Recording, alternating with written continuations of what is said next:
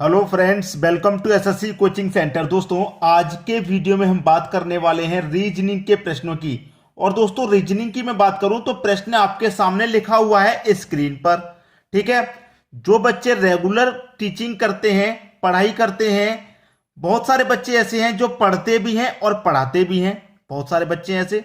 तो मैं ये कह रहा हूं कि आप इस प्रश्न का आंसर मुझे 10 सेकंड में दे सकते हैं क्या? 20 सेकंड में, 30 सेकंड में, 1 मिनट में।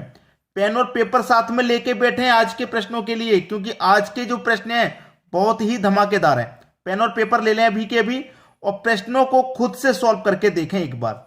इस प्रश्न को आप खुद से सॉल्व करें और मुझे आंसर बताएं। वीडियो को यहीं पर पॉज कर दीजिए, रोक दीजिए, पहले खुद से सॉल्व कर लीजिए। नहीं हो पाएगा मेरा सॉल्यूशन देख लेना बाद में, लेकिन खुद से करने की प्रैक्टिस जरूर करें। ठीक है। तो इस प्रश्न में क्या हो रहा है, हम क्या करते हैं, हमको ये हिंट मिल जाता है कि बड़ी संख्या जैसे नीचे की तरफ 345 है, 460 है, तो हमको हिंट ये मिल जाता है कि जिस तरफ बड़ी संख्या होगी हम प्रश्न को उस तरफ सॉल्व करें। नीचे बड़ी संख्या है तो प्रश्न को हम नीचे की तरफ सॉल्व करेंगे, नीचे की तरफ। ठीक है। अब मैं नीचे की तरफ जब सॉल्व करूंगा तो मुझे 5, 3, 9 से क्या करना है, 345 बना लेना है। 5, 9, 3 का कुछ करूं जिससे कि 345 बन जाए। अगर आपस में तीनों का गुना कर दूंगा तो नहीं बनेगा भाई, नहीं बनेगा। क्या हो सकता है, ध्यान से देखिए संख्याओं को। अगर मैं पहली संख्या और तीसरी संख्या को गुना कर दूं, दोनों का मैं क्या कर दूं, गुना, तो 5 का गुना 9 से करूंगा, कितना हो जाएगा भाई, ये हो जाएगा आपका 45। ठीक है। बचा कितना हमारे पास, 3, और हमें चाहिए कितना, 345। तो ये जो 3 बचा है इसको आप पहले लिख दीजिए ना, 345 हो जाएगा। ठीक है। ऐसे ही यहां पर कीजिए, दोनों का गुना, पहली संख्या का तीसरी का किया तो यहां भी पहली संख्या तीसरी का करो। 6 का गुना 10 से कर दूंगा, कितना हो जाएगा, 60 हो जाएगा, हो जाएगा 60। यहां पर मैंने पहली बीच वाली संख्या को पहले में लिखा तो यहां पर भी बीच वाली संख्या को पहले में लिखूंगा तो 460 हो गया, और दिया कितना गया, 460 दिया गया। तो सेम लॉजिक हम सही जा रहे हैं। वही यहां पर कीजिए, पहली संख्या और तीसरी संख्या का गुना कर दीजिए। 7 का गुना 11 से करूंगा, 77 हो जाएगा, और इस बीच वाली संख्या को पहले लिख दूंगा तो 577 हो जाएगा, और 577 है बी ऑप्शन में। यह क्या हो गया, आपके प्रश्न का सही जवाब बी ऑप्शन। समझ में आ गया। अब देखेंगे अगला प्रश्न। अगला प्रश्न है, दी गई श्रृंखला में अगली संख्या क्या होगी। एक श्रृंखला, एक सीरीज आपको दी गई है, 31, 29, 24, 22, 17 क्वेश्चन मार्क। सीरीज को अगर मैं ध्यान से देखूंगा तो घटते हुए क्रम में है, घटती हुई जा रही है नीचे की तरफ। ठीक है, घटती हुई जा रही है तो घटा लेंगे भाई। यहां पर घटती हुई जा रही है, 31 से 29 हो गया तो कितना घट गया, 2 घट गया। 29 से 24 हो गया, कितना घट गया, 5 घट गया। और 24 से 22 हो गया तो 2 घट रहा है, और 22 से 17 हो गया तो 5 घट रहा है। तो यहां पर कितना घटेगा भाई, 2 घटा, 5 घटा, 2 घटा, 5 घटा, तो 2 घटा देंगे सीधा सीधा। सबको समझ में आ रहा है लॉजिक। अब 17 में से 2 घटा देंगे तो बचेगा कितना भैया, 15। 15 यानी कि बी ऑप्शन आपका बिल्कुल सही जवाब है। तो ज्यादा कठिन प्रश्न नहीं था, आसानी से समझ में आ गया। अब देखेंगे हम अगला प्रश्न। अगला प्रश्न है, दिए गए विकल्पों में से लुप्त संख्या ज्ञात कीजिए। आप इस प्रश्न को जब ध्यान से देखेंगे तो आपको क्या दिखाई देगा, ये रहा मेरा मिसिंग नंबर। मतलब यहां पर कौन सी संख्या आएगी ये हमको पता लगाना है। तो जिस तरीके से यहां पर 8 आया है, यहां पर 6 आया है, उसी तरीके से यहां पर क्वेश्चन मार्क वाली संख्या आएगी। तो सबसे पहले हम ये पता लगाएं कि यहां पर ये 6 क्यों है, इसका मतलब क्या है। ठीक है। हमने इस 6 का पता लगा लिया तो 8 का भी लग जाएगा और क्वेश्चन मार्क वाली। अब यहां पर मेरे पास 6 है और मैं बाहर वाली संख्याओं को देखूंगा तो यहां पर 12 है, यहां पे 18 है, और यहां पर 30 है। ठीक है। अब मुझको एक चीज पता चल गई कि इस 6 से ये 12 भी डिवाइड हो जाएगा पूरा, 18 भी डिवाइड हो जाएगा, और 30 भी डिवाइड हो जाएगा। भाई इस 6 से ये तीनों संख्या डिवाइड हो गई, तो 8 से भी ये तीनों संख्या डिवाइड होनी चाहिए। 8 से 16 भी पूरा पूरा डिवाइड होगा, 32 भी होगा, और 40 भी होगा। भाई देखिए, 6 दूने का 12, 6 त्रिक का 18, 6 पच्चे 30 पूरा कटा। 8 दूने का 16, 8 चौके 32, 8 पच्चे 40 ये भी पूरा कटा। तो यहां पर भी कोई संख्या ऐसी आएगी जो इसको भी, इसको भी और इसको भी, तीनों को पूरा पूरा डिवाइड करेगी। तो 18 से 27 नहीं कटता तो ये गलत, 12 से भी 27 नहीं कटता ये भी गलत, 9 से 27 कट जाएगा, 36 भी कट जाएगा, 18 भी कट जाएगा, तो यही हो गया मेरा सही जवाब। 6 से 27 नहीं कटेगा तो ये भी गलत। तो 9 क्या है हमारे इस प्रश्न का सही आंसर, यहां पर क्या आ जाएगा 9 आ जाएगा। तो इस तरीके से आप प्रश्नों को पहचानेंगे। क्लियर है। अब देखेंगे अगला प्रश्न। अगला प्रश्न है ए टी बराबर 20 बी ए टी बराबर 40 हो तो सी ए टी बराबर क्या। देखिए आपको दिया गया ए टी बराबर 20, ए और टी का क्या करें जो कि 20 के बराबर हो जाए। तो हमको यह पता है कि ए आता है 1 नंबर पे और आपका जो टी है वो आता है 20 नंबर पे, और दोनों का अगर हम गुना कर दें तो 20 होता है। इतना समझ में आ गया।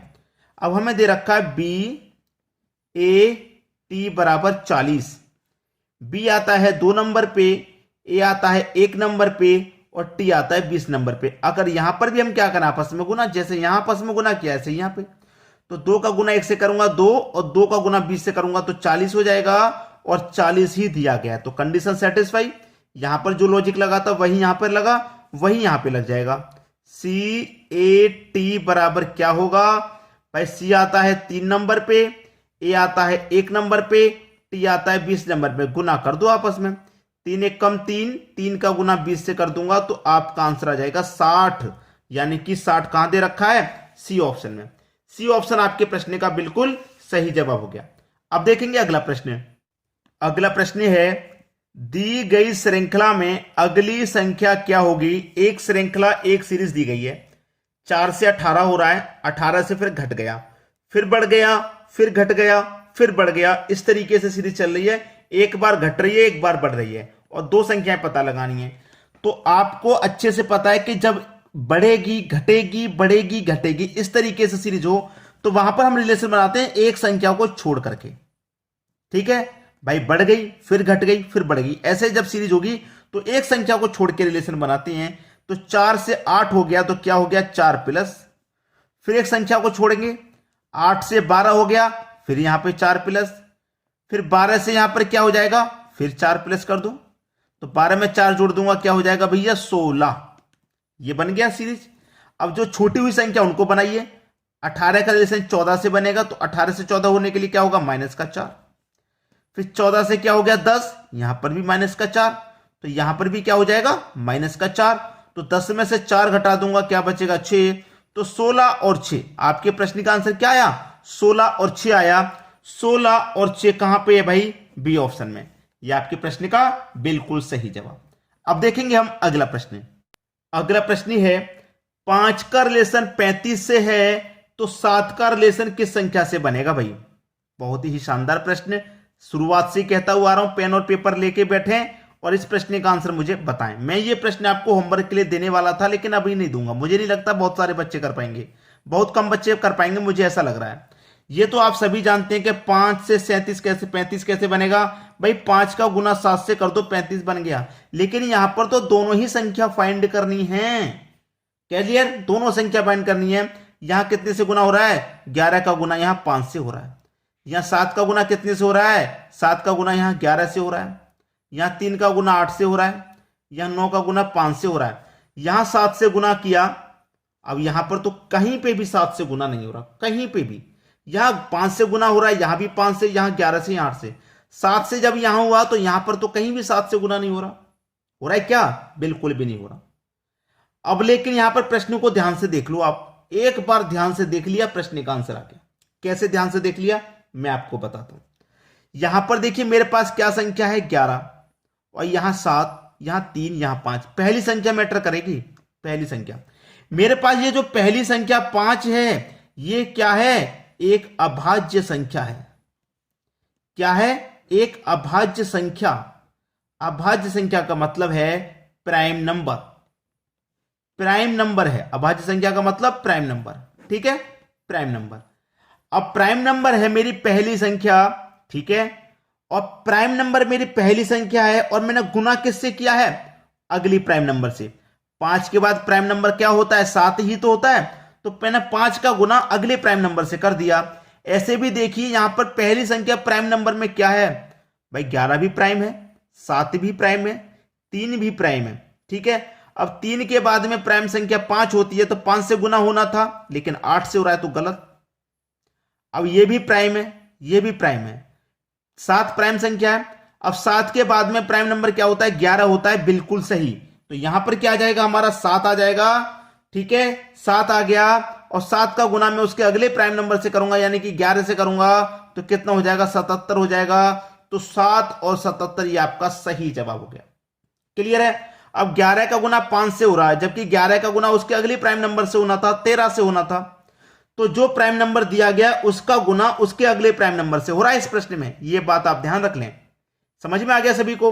अब देखेंगे वीडियो का वो पार्ट जो कि रेगुलर हमें पता होना चाहिए। वीडियो का वो पार्ट जो रेगुलर हमें पता होना चाहिए, उसके लिए दोस्तों मैं आपको बता दूं कि आपको वीडियो को शेयर करना है अधिक से अधिक।